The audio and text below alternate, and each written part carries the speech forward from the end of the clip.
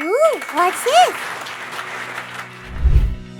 Hi, Sarah here, back with another handy hack on easy cleaning of your microwave. Let's get into it.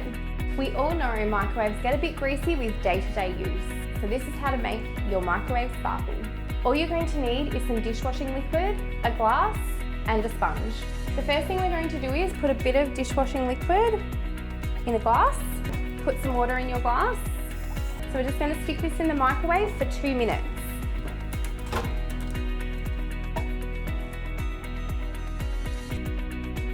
So let that go in for 2 minutes, let the microwave rest for a minute, and then you're ready for cleaning.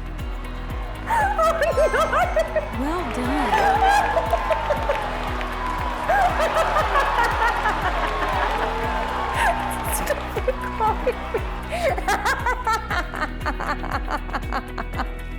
Oh shit!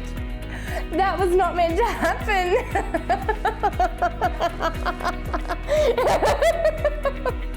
It's a massacre of bubbles.